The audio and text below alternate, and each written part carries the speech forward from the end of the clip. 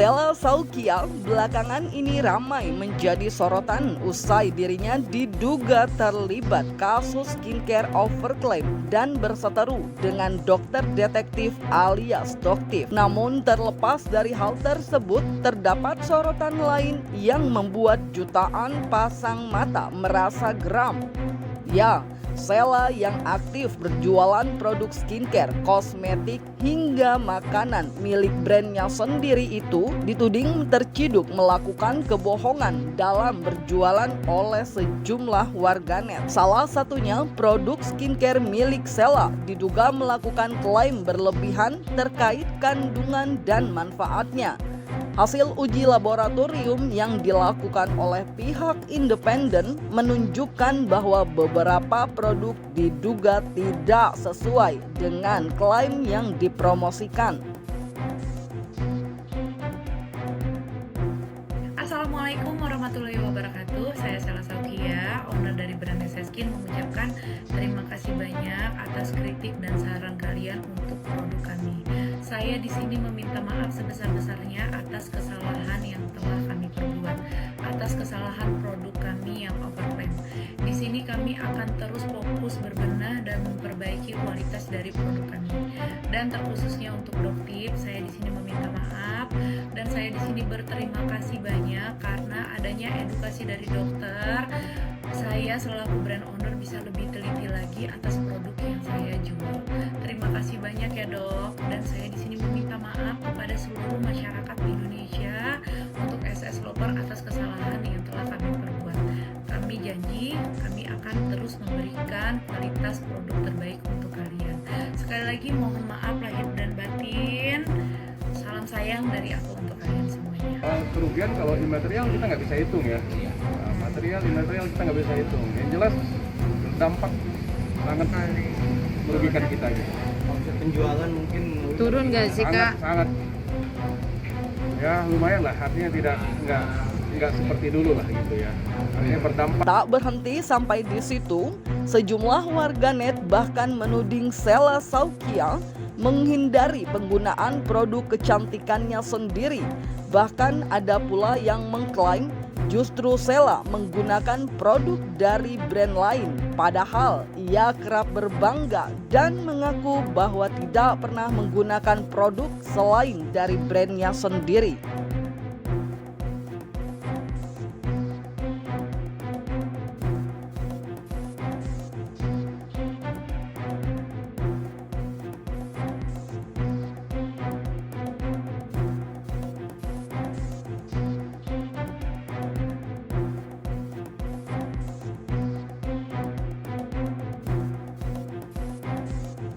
Ini benar-benar ownernya pakai produk dia sendiri loh. Aku nggak mau Ci kalau nggak pakai. Ini serius nih, ini kusinya menarik loh. Tapi nggak ada di barang gua. Ini ada kusin gini. Ini jadi kusinya kayak gini. Ada serumnya. Terus Ada beneran, serum. beneran Untuk tuh. pori-pori. Tolong mukanya Kasya seberapa glowing. Ih, glowing banget, mancung kak. Langsung mancung ya kak. Pacet dulu dong sebelum bikin video. Makin percaya nggak sih untuk pakai Aku nggak mau. produknya SS Skin?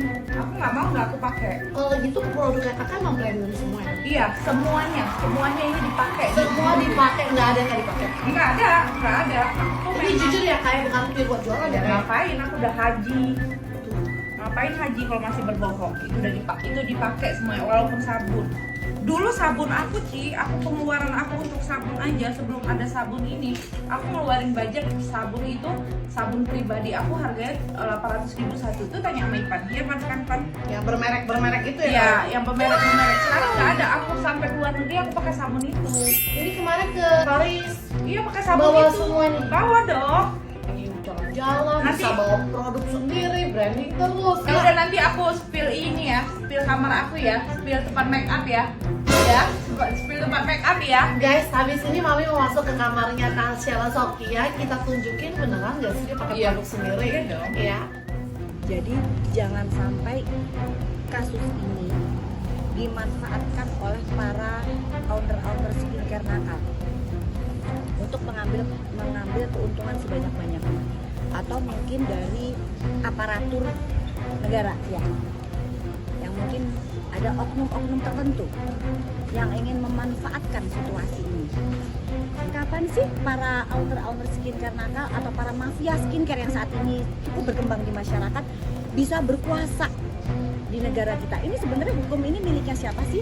Miliknya para mafia skincare atau milik negara Republik Indonesia? Sela Saukiang dikenal dengan berjualan secara live di media sosial. Ia kerap kali memberikan diskon untuk produknya dengan harga yang berbanding jauh dengan sebelumnya. Namun dalam salah satu video, seorang warganet menuding Sela merebranding salah satu produk yakni sabun karena dianggap dengan brand lain yang lebih murah. Ini sabun dari harga 220.000 menjadi 35.000. Sabun premium 35.000, nggak metong kalian mikirinnya. 35.000. Kalian belikan dulu ini, ya beli ini, kalian cobain di wajah kalian. Jadi kalian yang punya pori-pori besar ini mau isi. Karyawan Pak? Berapa? Ya, Berapa ada orang? banyak. Dari tim produksinya atau tim pengerja atau dari produksi pabrik juga ya berdampak banget ya. Dari produksi pabrik kita berdampak, dari karyawan kita juga sangat terdampak. Dan ini bukan hanya di kita aja, banyak juga di orang lain, Di perusahaan lain juga. di perusahaan lain juga. Semakin panas, sejumlah warganet menyoroti produk-produk yang dijual Sela Saukiang, termasuk skincare. Dianggap memiliki harga tidak masuk akal. Beberapa produk diduga diimpor dari Cina, kemudian dijual dengan harga jauh lebih tinggi tanpa peningkatan kualitas yang signifikan.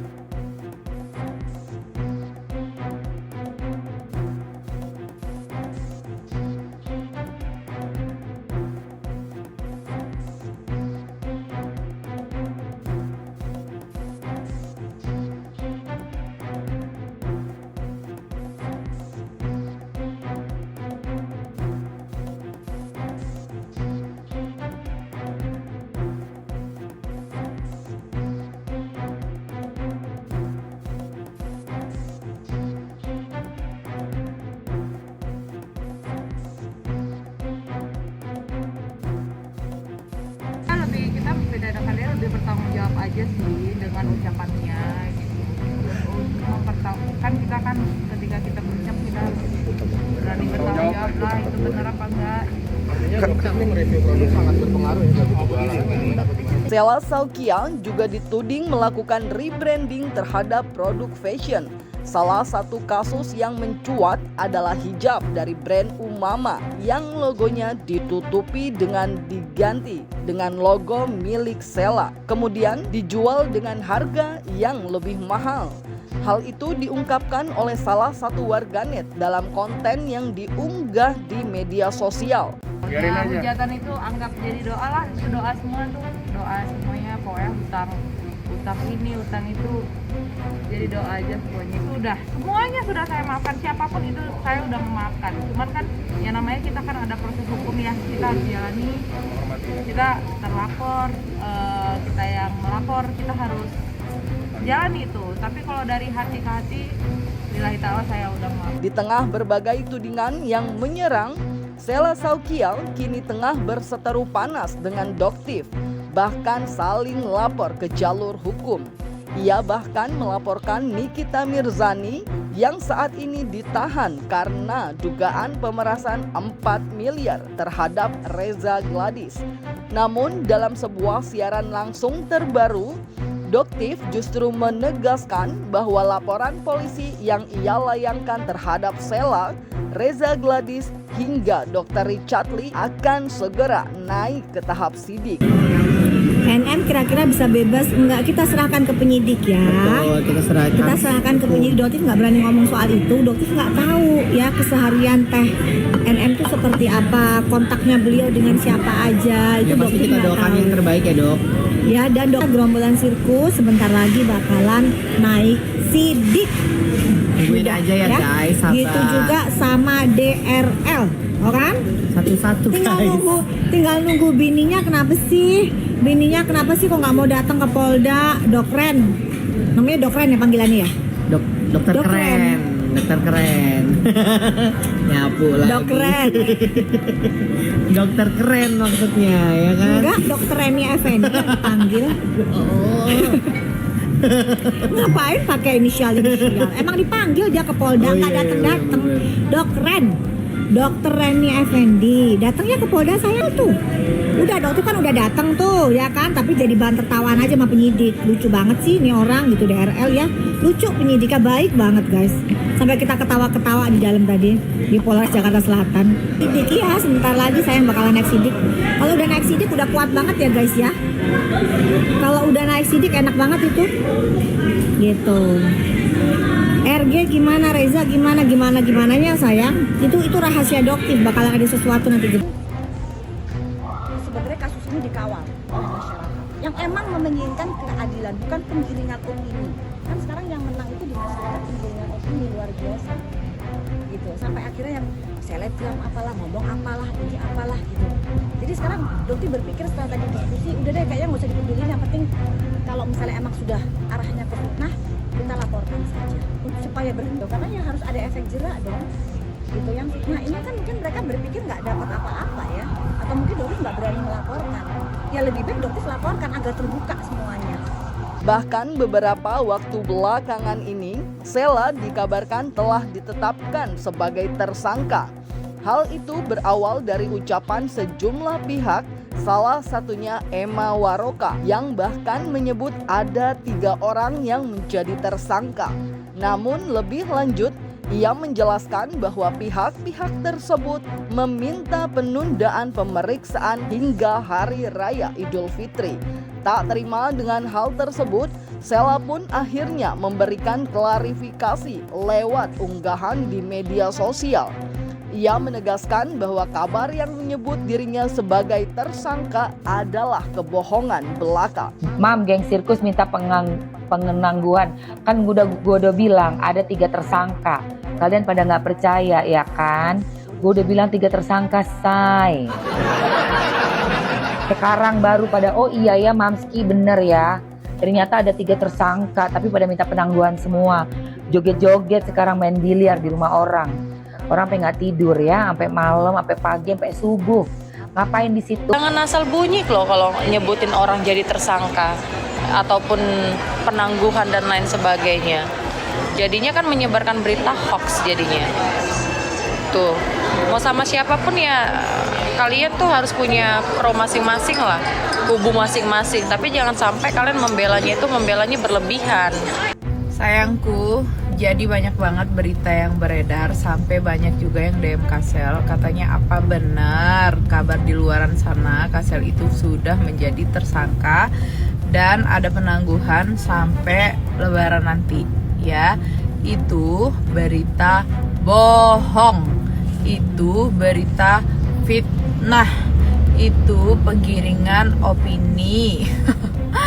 Nggak benar semuanya. LP Kasel ke orang itu, LP orang itu ke Kasel, semuanya masih dalam tahap klarifikasi wawancara. Ya, klarifikasi ke Kasel ataupun ke saksi-saksi. Jadi untuk berita yang beredar di luaran sana tentang tersangka, tentang penangguhan, berita bohong. Kasel minta doa terbaik aja.